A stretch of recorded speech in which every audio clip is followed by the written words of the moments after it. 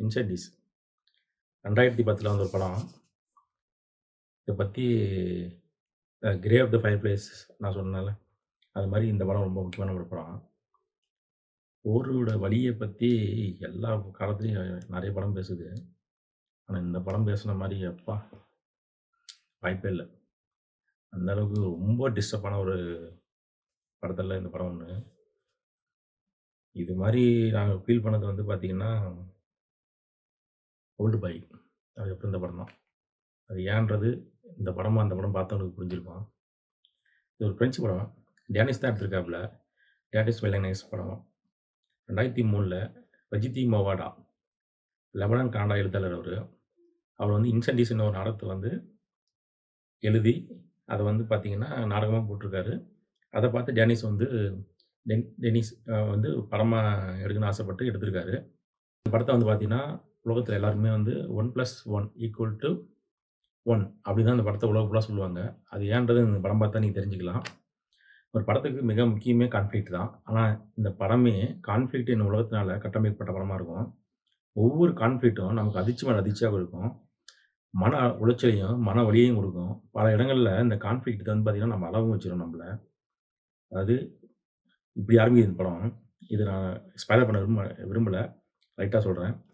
ஒரு இறந்த அம்மா, அவங்களுடைய உயிர வந்து பார்த்தீங்கன்னா, அவங்களுடைய மேலாளரும், அவங்க நண்பரும் வந்து பார்த்தீங்கன்னா, அவங்க பசங்க முன்னாடி படிக்கணும்னு ஆசைப்படுறாரு அவரு.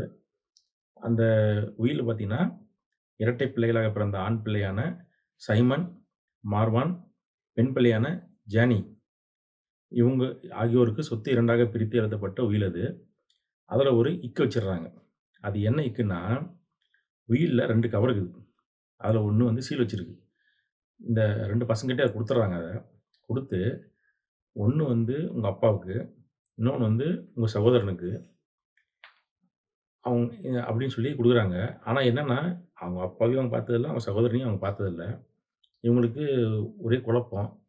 ஆனா நீங்க 2 பேரும் கண்டுபிடிச்சு குடுக்கணும்னு சொல்லிட்டு அது உயில்ல போட்டிருக்கு. 2 பேரும் அத தேட விருப்பம் இல்ல. ஆனா அவங்க அந்த பொண்ணு வந்து தேடி போகுது. அதுக்கப்புறம் அந்த பையனும் தேடி போணும்னு ஆசைப்பட்டு அவனும் கூட வரான்.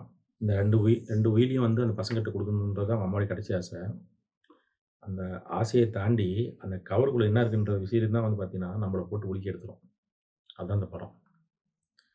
ஜேர்னல்ஷிப்ல வந்து கைதா இருந்தவரு வந்து பார்த்தீங்கன்னா, இந்த படத்தோட இயக்குனரு. அவரு எல்லா படத்துலயுமே வந்து நம்மள ஆச்சரியப்படுத்திட்டே இருப்பாரு. ஒவ்வொரு ஜேர்னலும் ஷிஃப்ட் ஆயிட்டே இருப்பாரு அவரு. ஒரே ஜேர்னலுக்குள்ள உட்காந்துட்டு மாட்டாரு அவரு. அவருடைய முந்தைய படம்லாம் வந்து பார்த்தீங்கன்னா, பிரிஸ்னர்ஸு, சிகேரியா அந்த படம்லாம் வந்து பார்த்தீங்கன்னா, நம்மள ரொம்ப ஹார்ட் ஃபீலிங்கா இருக்கும். அதுக்கப்புறம் இந்த படம் வந்து ரொம்ப ரொம்ப ரொம்ப ம மன அழுத்தத்த குடுத்த படங்கள்ல ஒண்ணு. படத்தோட பெரிய பலமே பார்த்தீங்கன்னா, அம்மா, மகள் கதாபாத்திர வடிவமைப்பு தான். இது ஒரு நான் லீனியர் படம் வேற. இருவர் போற இடமும் ஒண்ணு தான். தேடுற ஆளும் ஒண்ணு தான். அப்ப என்னன்னா, நம்ம கொஞ்சம் கன்ஃப்யூஷன் ஆயிரும்.